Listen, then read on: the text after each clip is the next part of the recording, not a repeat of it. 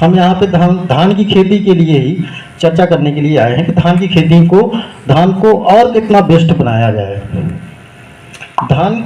जब अपन धान की खेती करते हैं तो धान की फसल 105 दिन से लेकर के 145 दिन तक की वैरायटी होती है। अब सबसे पहला चयन जो होता है तो अपने बीज का होता है कि हमें कौन सा बीज यूज करना चाहिए। ऐसा नहीं कि अगर हमारा पड़ोसी 150 दिन की वैरायटी बोया है तो हमको भी 150 दिन की वैरायटी बो देनी चाहिए। हमारी क्या सुविधाएं हैं, हमें कौन सी फसल आगे लेनी है, या हमारी पास लागत लगाने की कितनी आवश्यकता है, हमारे पास लेबर कितने हैं, इस हिसाब से हमको प्लान करना चाहिए। ऐसा नहीं कि हमें सबसे बेस्ट वैरायटी है उसी को लगा दें, नहीं। हमारे पास उपलब्ध संसाधन क्या है और हमारी सुविधाएं क्या हैं, हमारी मिट्टी कैसी है, हमें उस प्रकार से अपने बीज को चयन करते समय पहली प्राथमिकता देनी चाहिए। फिर दूसरी चीज़ जो मुख्य होती है वो बीज होता है। जो फसल में सबसे इम्पोर्टेंट चीज़ होता है वो बीज होता है। बीज का चयन करते समय हमेशा ध्यान दें, हमें अच्छी कंपनी का बीज ही यूज करना चाहिए, क्योंकि उसका अगर आधार अच्छा होगा तो फसल अपने आप अच्छी होगी। अगर हमारा बीज का चुनाव गलत हो गया और हमने अच्छी क्वालिटी का बीज नहीं डाला तो हम चाहे उसमें कुछ भी डाल दें, चाहे कितनी भी अच्छे से अच्छी खाद डाल दें, या कुछ भी मार्केट में जो नया उत्पाद आया हो उसको भी डाल दें, या चाहे जितना यूरिया DAP डाल दें, हम जितनी उसकी जेनेटिक पावर है उससे ज़्यादा उत्पादन हम नहीं ले सकते हैं।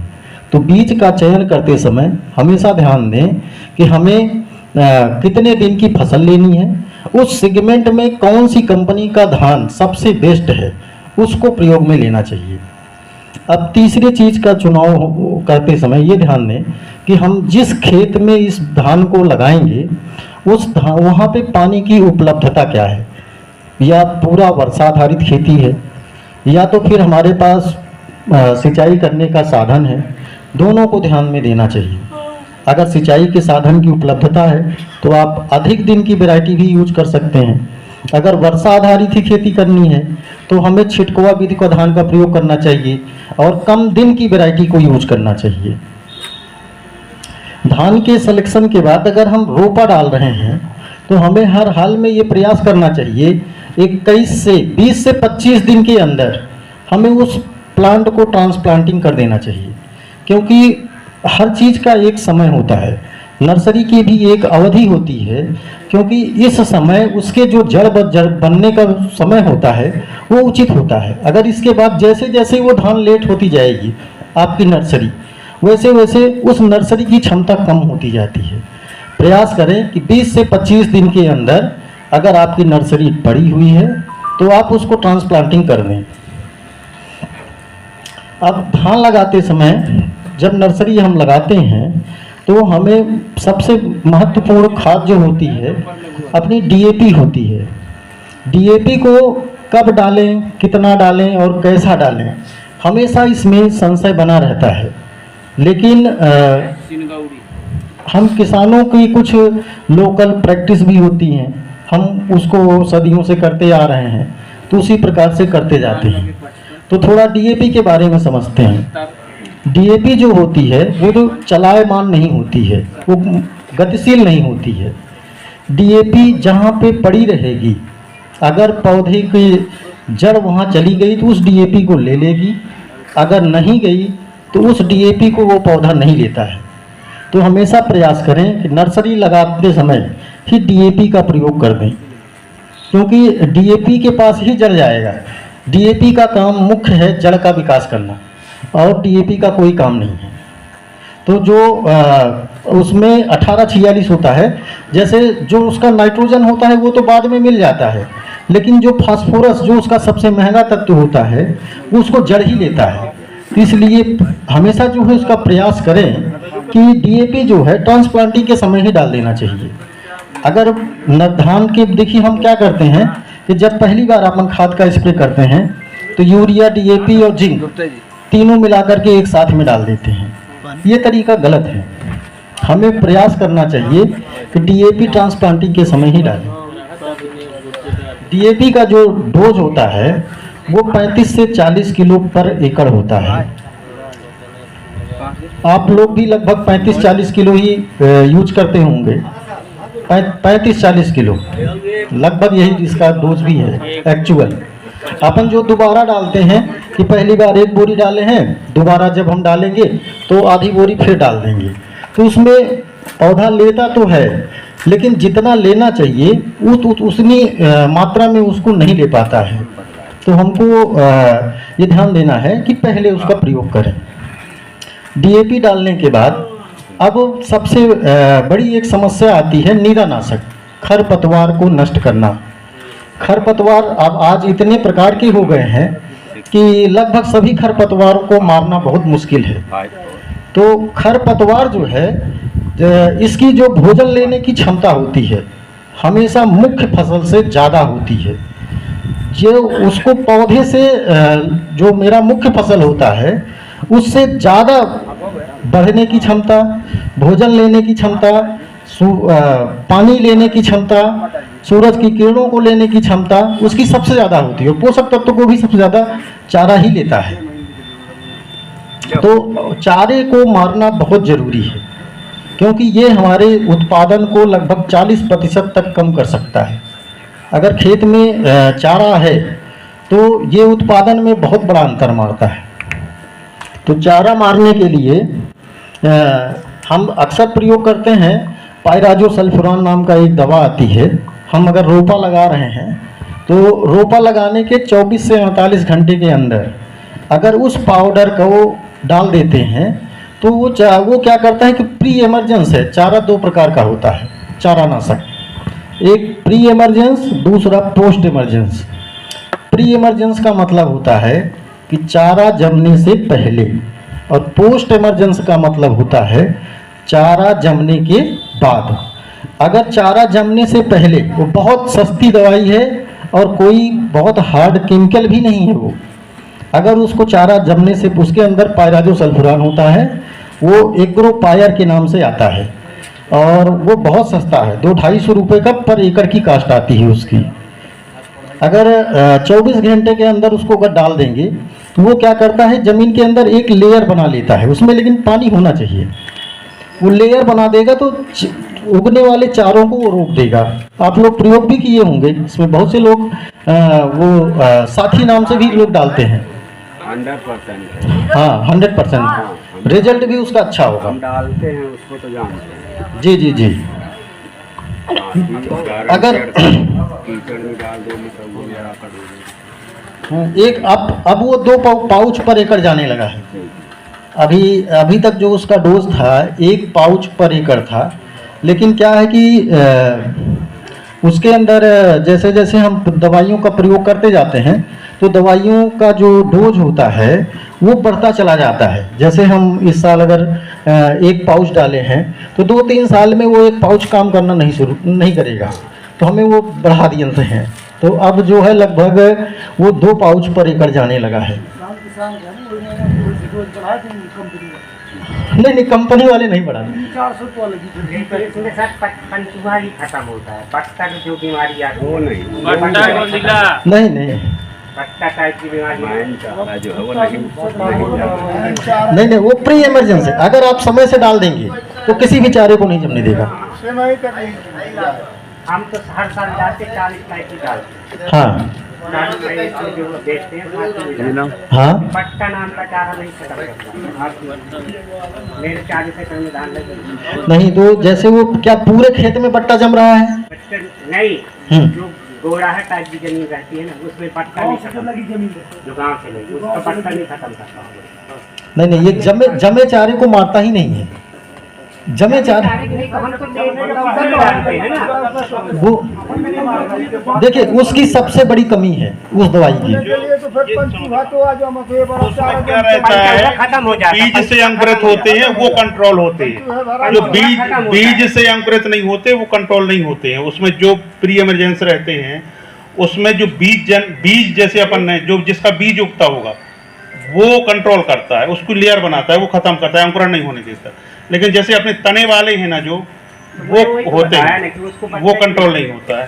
उसके लिए अपन जैसे फिनोक्सा 6.9 आ गया है अभी नया, और बिस्पारी बैग है जैसे 800 हमारा आता है। बट्टा एक ऐसी बीमारी है जो बिल्कुल धान जैसी है। बट्टे के लिए अभी कंपनी ने नया प्रोडक्ट लॉन्च किया है। नहीं बट्टा डाल के नहीं देती है। नहीं और अभी कहाँ से आया, क्या किसान लेके आता है? वो चारा लोकल कचड़े हैं, चारे हैं, वो तो उगेंगे बढ़ेंगे। बीज में ही आता है,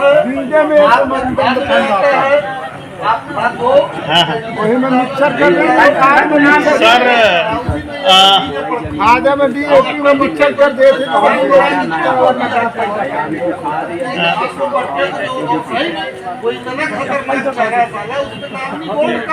नहीं, अभी हम नामनी गोल्ड से भी एक अलग हटके लाए हैं, नया लॉन्च कर रहे हैं। आज ये प्रोडक्ट आया है। सर हमारे हैं कपिल सर हैं, ये दिल्ली बैठते हैं और एग्मा एनर्जी से हैं, ऑल इंडिया देखते हैं। तो आज आपके बीच में एक प्रोडक्ट मिल जाएगा। जो भी समस्याएं रहेंगी तो सर चर्चा करेंगे। मैं जबलपुर से देखता हूँ, पुष्पेंचन सौरिया, और ये हमारे पांडे जी स्वतंत्र पांडे, ये कटनी से, कटनी रीजन देखते हैं। तो अभी कंपनी ने हमारे नया एक प्रोडक्ट लॉन्च किया है, क्रेम क्यू। ये अपना जैसे घुड़जबा जो देसी भाषा में कहते हैं घुड़जबा है, वो अपना बट्टा है, सांवा है, इसके लिए है यूज होगा। ये अपनी 35 से 40 दिन बाद यूज होता है। ये अभी जस्ट लॉन्च हुआ है, अभी मार्केट में, मतलब हमारे पास आया है अभी मार्केट में। ये डेमो और ये सब लगाए हैं, केवल इंडिया में अपन ने ही लॉन्च किया। हाँ बट्टा मर जाइए, बट्टे के लिए ही है। हाँ डेमो लग, गेहूं में नहीं चलेगा, ये धान के लिए रिकमेंडेड है।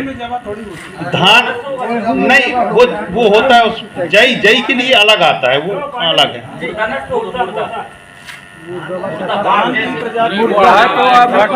अब अपन अपने यहाँ देखेंगे पहले इस बार की कौन कौन सा कचरा कंट्रोल हो रहा है, फिर आप ही से पूछेंगे भैया कौन कौन सा मरा। क्या कंपनी तो अपने हिसाब से रिकमेंड करती है वैसे टेम्परेचर में, फिर वो लाती है। अब अपने यहाँ का टेम्परेचर अलग है, आज जबलपुर का टेम्परेचर अलग है, जबलपुर का जमीन अलग है, यहाँ का अलग है। तो पीएच मान के हिसाब से उसका अंतर रहता है। तो वहाँ क्या पीएच मान है, यहाँ पीएच मान क्या है, यहाँ जमीन में कैसी प्रैक्टिस है किसान की, वहाँ कैसी प्रैक्टिस। आपको प्रैक्टिस डेली का नॉलेज है, आपको हमसे ज्यादा नॉलेज है। हमें ये नॉलेज है कि ये प्रोडक्ट आया इसके लिए। जब आप यूज कर लेंगे तो आप बताएंगे नहीं सर ये प्रोडक्ट ये कंट्रोल करा, ये प्रोडक्ट नहीं ये कंट्रोल करा, ये होता है। तो ये प्रोडक्ट हमारा कंपनी ने लॉन्च किया है, सावाई, बट्टा, घुड़जबा और अपने चौड़ी पत्ती वाले कुछ मरेंगे। सिंगल पत्ती जो इनक्लोवा वैरायटी रहती है ना कचड़े की, वो कंट्रोल होगी।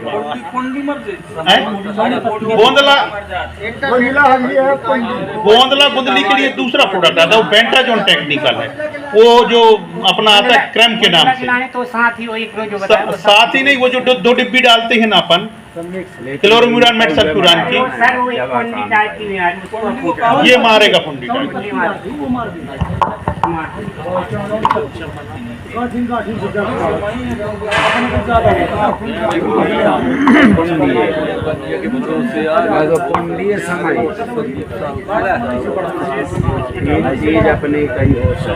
ये जो क्रीम क्यू नाम की दवा है, स्पेशली घुड़चपा, बांसिया और कोदैला, इन 3 चारों पे बहुत अच्छा काम करता है।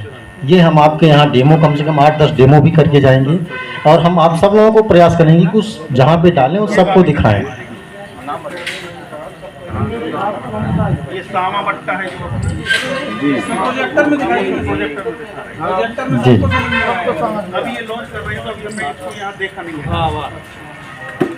अभी नई दवा आई है ये। तो अभी क्या है, हम गेहूं और वो डालें, अभी हमने 2 स्टार्ट। हाँ, हम चारे के बारे में चर्चा कर रहे थे। तो एक प्री इमरजेंस होता है और दूसरा पोस्ट इमरजेंस होता है। प्री इमरजेंस में पायराजोसल्फुरान की चर्चा किया हमने कि उसको 24 से 48 घंटे के अंदर डाल देना चाहिए। वो हमारा एग्रोपायर के नाम से आता है, वो यहाँ पे उपलब्ध भी है और कई लोगों ने डाला भी है, बहुत बेहतरीन उसके परिणाम भी मिले हैं। और इसमें सबसे बड़ी कमी है, जहाँ हम पायराजोसल्फुरान एग्रोपायर का यूज करते हैं, तो अगर जहाँ पे पैर पड़ जाए, क्योंकि वो बहुत हार्मफुल केमिकल नहीं है, वो क्या करता है कि आप लोगों के साथ प्रैक्टिस में भी अनुभव हुआ होगा, जहाँ पे पैर पड़ जाता है उसको हमेशा ऐसे ऐसे डालते जाते हैं आगे की तरफ से, जबकि उसको ऐसे डालते हुए पीछे की तरफ आना चाहिए। जहाँ पे उसमें पैर पड़ जाएगा तो उसका लेयर टूट जाता है। तो देखिए उसको डालने के बाद भी कहीं कहीं जहाँ जहाँ पैर पड़े रहते हैं वहाँ वहाँ चारे उग जाते हैं। इसीलिए उग जाते हैं क्योंकि उसके लेयर टूट जाते हैं। तो प्रयास करना चाहिए कि उसको आगे से डालते हुए पीछे की तरफ आना है और लगभग वो 48 घंटे के अंदर वो दवा पड़ जानी चाहिए। और जब उसको खेत में डालें तो कम से कम 24 से 48 घंटे तक उसमें पानी भी रहना चाहिए। बहुत ज़्यादा भरा हुआ नहीं होना चाहिए, मीडियम पानी होना चाहिए। अब दूसरा आता है पोस्ट इमरजेंसी, कि जो जमे हुए चारे हैं उसको कैसे मारा जाए। एक तो हम छिटकुआ बीज से धान की खेती करते हैं, तो जब हम छिटुआ धान डालते हैं तो उसमें चारे की सबसे बड़ी समस्या रहती है। तो उसको मारने के लिए हमेशा दवाइयों का जब हम प्रयोग करते हैं पोस्ट इमरजेंसी में, तो जब तक चारे पैर के बराबर घुटने बराबर ना आ जाए तब तक हम दवाई नहीं डालते हैं। ऐसी अभी कोई कंपनी दवाई नहीं बना रही है कि जो इतने बड़े चारों को मारे। वो हमेशा लिख के देती है, जो दवाई आप लेते हैं उसमें लीफलेट में लिखा रहता है 3 से 5 पत्ती तक चारों को मारने की उसकी क्षमता होती है। तो हम क्या करते हैं, जब चारे बड़े हो जाते हैं, जाना 100 ml है, अब हम 200 ml दे रहे हैं, ऑलरेडी उसका डोज बढ़ा रहे हैं और रिस्क भी ले रहे हैं क्योंकि चारा बड़ा है। तो डोज जब डबल जा रहे हैं, इसके बाद भी अगर टेम्परेचर में उतार चढ़ाव हुआ तो वो दवाई फेल हो जाएगी। तो हमेशा प्रयोग करें कि 1 महीने के अंदर हर हाल में बीडीसाइड का प्रयोग कर ले, अगर अच्छे से चारा मारना है तो। अब उसमें बीडीसाइड में उसकी एक दवाई आती है एज 100 डिस्पायरीवैक सोडियम 10%। वो लगभग सभी चारों को मारती है, लेकिन कुछ चारों को छोड़ देती है। जैसे चौड़ी पत्ती, चौड़ी पत्ती के लिए हम क्लोरोम्यूरान मेटसल्फोरान की डिब्बियाँ उसमें मिलवाते हैं। पहले 1 डिब्बी जाती थी, अब 2 डिब्बी जाने लगी है। इसके बाद भी कुछ चारे बच रहे हैं तो फेनॉक्सा मिलवाते हैं। टास्क लाइफ वो पहले 100 ml जाता था, अब 250 ml पर एकड़ जाने लगा, उसमें भी चारे छूटने लगे। तो अब हम टास्क लाइफ प्लस एक आ गया, जिसको राइस स्टार आप बोलते हो, जानते होंगे, 6.7 फेनॉक्सा, अब उसको डलवाने लगे। तो अभी भी चारों से समस्या बनी हुई है। अब हम उन चारों को मारने के लिए ये क्रीम क्यू नाम की दवा लाए हैं। ये 35 दिन के बाद ही ये यूज होता है। ये चाहे कितना भी बड़ा चारा होगा उसको मारेगा ये।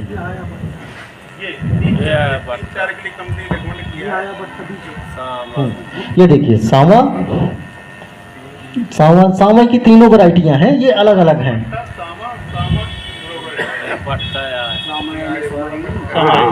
क्या रहता है, एक प्रोडक्ट लाने के लिए रिसर्च में 5 से 6 साल लगते हैं और 300 से 400 करोड़ रुपए लगता है जब ये नया प्रोडक्ट आता है। हाँ। ये बहुत जल्दी मरता भी नहीं, बहुत होता है यहाँ, जैसे निकलता है। ये जो नए प्रोडक्ट है ना, ये लॉन्च करने में कंपनी को बहुत खर्चा आता है, प्लस इसमें 5-6 साल लगते हैं जब मार्केट में नया प्रोडक्ट ला पाते। अब इसमें क्या है कि अपनी यूज और प्रैक्टिस के बाद 1 आध साल चलने के बाद अपन फिर उसको खुल के रिकमेंड करते हैं कि नहीं भैया ये इसके लिए मेन इसी के लिए बना, टाइमिंग और ये सब। तो ये प्रोडक्ट अभी कंपनी ने लॉन्च किया है, इस बार अभी हम डेमो लगा रहे हैं। अभी जैसे लॉन्च करा, आज हमने यहाँ मीटिंग में बताया कि ये प्रोडक्ट आएगा और ये कंट्रोल करेगा। लेकिन एक जो ये नए बीडीसाइड है, ये खरपतवार नाशक है, इसका एक टाइमिंग है। अपन